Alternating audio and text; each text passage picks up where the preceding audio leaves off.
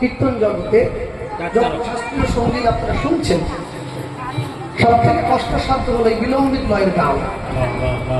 সাইকেলটা জোরে চালানো কিন্তু কষ্ট না, সাইকেলটা ধীরে চালানো কষ্ট, তাই তো? যে ধীরে চালাতে পারে সেই কিন্তু প্রথম। জোরে দর করে হুড় বার করে অনেক কিছু করা যায়, কিন্তু ধীরে যখন কোনো গান হয়, সেই গানটা যদি প্রকৃত গুরু পরম্পরা ধরে শিক্ষা না করা হয়, তাহলে কিন্তু গানটা সঠিক হয়। যে গানটা আপনারা শুনছেন 14 মাত্রা গান, সুন্দর করে গাইছেন ওনারা, শুরুও করলেন খুব সুন্দর, কিন্তু এই গানটার সঙ্গে আরেকটি কীর্তন জগতের বড় গানের খুব সুন্দর মিল আছে, খুব সুন্দর মিল। যে গানটির সঙ্গে গানটির মিল পাওয়া যায়, সে গানটির নাম হচ্ছে মধ্যম কণ্ঠক বলা হয়। বড় মধ্যম কণ্ঠক 95 মাত্রার গান হয়, রূপ কীর্তনে হয় সাধারণত, কিন্তু মধ্যম কণ্ঠক যে গান সেটা এইখানে পাওয়া যায়। মধ্যম কণ্ঠক 20 মাত্রার গান, কারণ 90 মাত্রা, 4-4-2, 4-4-3, 4-4-8-2-10, 4-4-8-2-10।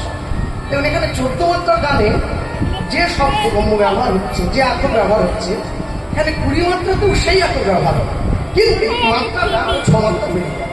একটুখানি গান অল্প করে বাজে। সখা চল চল শ্রী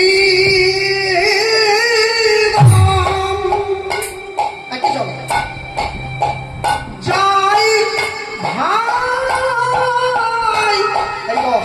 বলি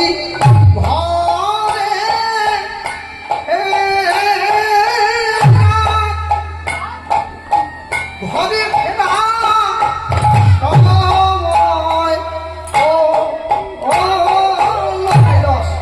বলি চল চল শ্রী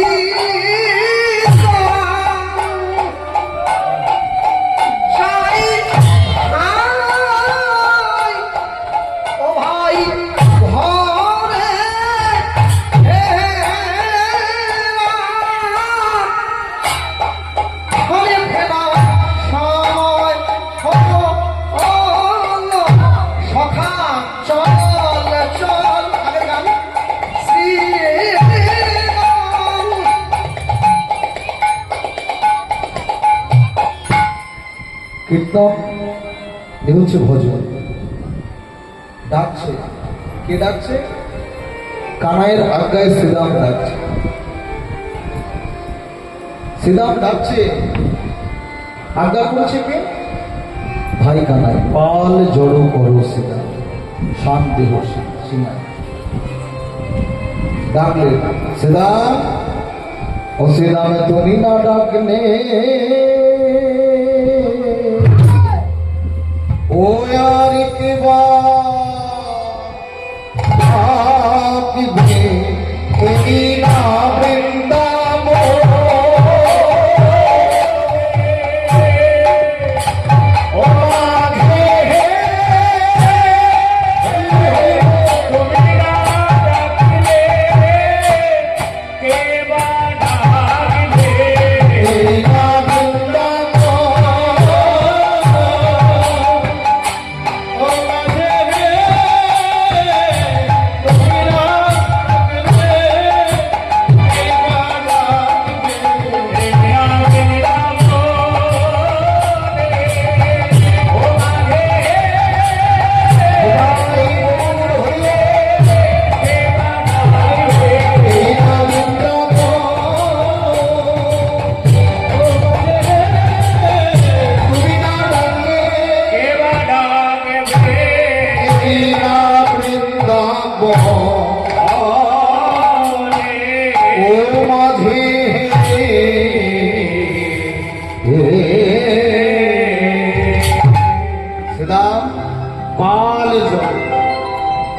শ্রীরামে পালি জন করো শ্রীরাম